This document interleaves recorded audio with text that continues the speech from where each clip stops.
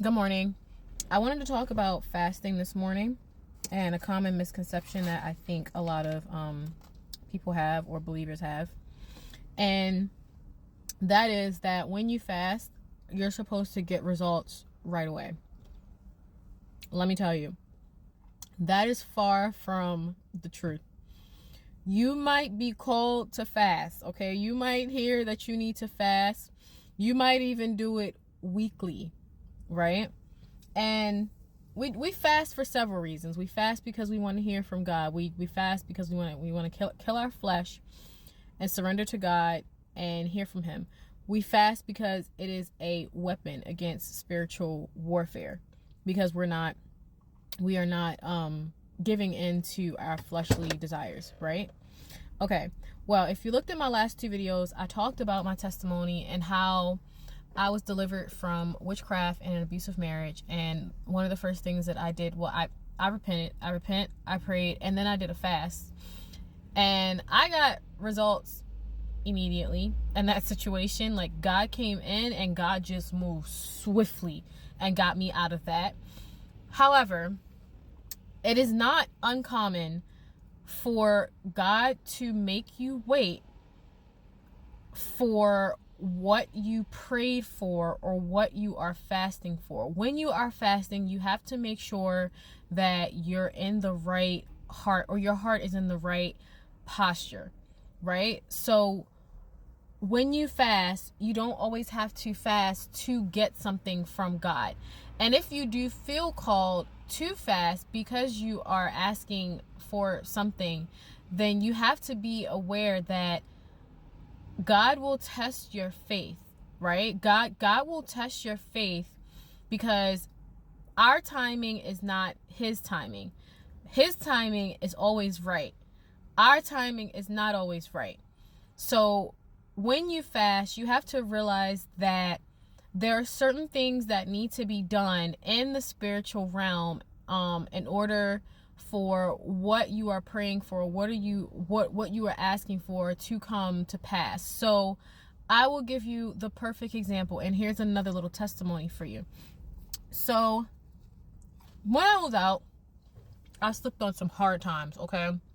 Single mom of two, recently divorced, didn't take anything with me when I moved out, okay? I got the $10,000. I used that to pay rent ahead of time and get back on my feet, right?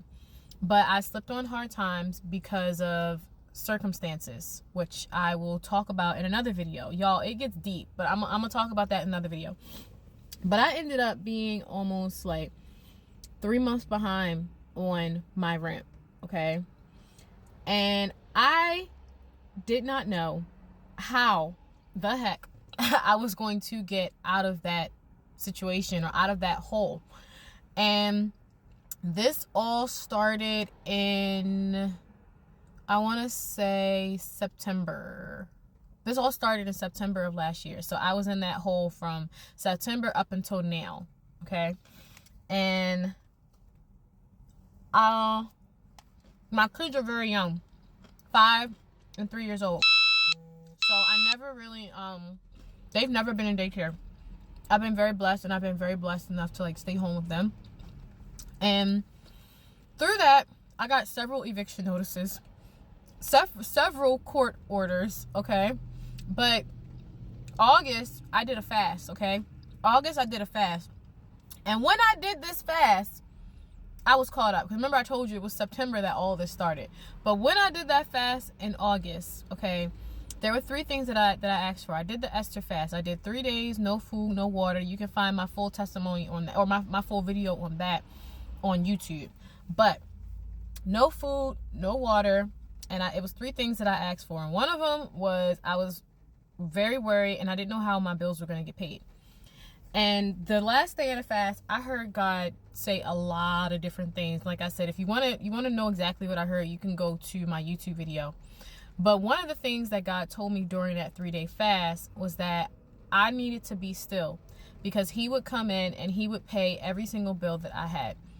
All I needed to do during that time was to be still, pay attention, grow closer to my babies, so that the transition from being married to divorced and being out on my own could be a little bit smoother.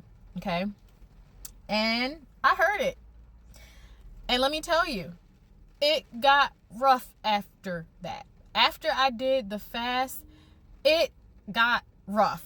Okay, like I said, I was 3 months behind. I ended up being 3 months, started, accumulating 3 months behind on my rent. Couldn't find a place to work. And I heard God tell me to be still, but I still was applying and stuff.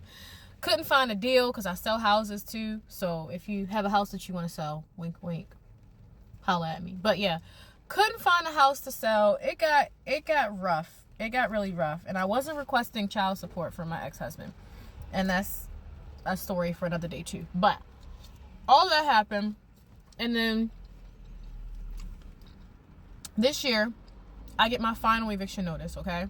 This is the last one. They can take you to court 3 times where I am before they automatically evict you, and you can't pay, when it's time, up until the eviction. So I get my last eviction notice, and I was supposed to be evicted on March 13th, okay?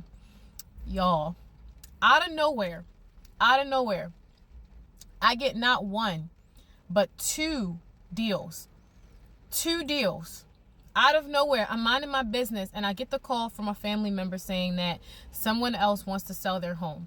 So I go in and I sell that home, and then I find another one on when I was doing my search. I found another one, and it took me like a month to find a buyer for that one. But also keep in mind that first deal, I found the buyer the last day before my deadline. And I didn't even find the buyer on that one. The buyer found me. So not only am I current on my rent, but I'm now ahead on my rent.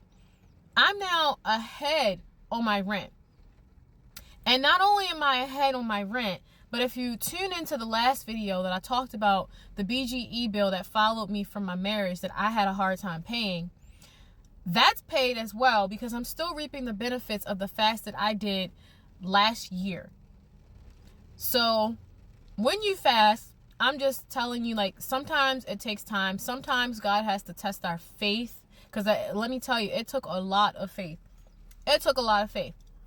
But he came through, as he always does. So fasting is powerful, but do not always expect results right away, because God's time is always the right time, and he has a reason for everything that he does, because now my faith is stronger. There is nothing that God cannot do. There's nothing that God will not do for your greater good and for your benefit, right? And I'm a witness of that. Have a good day.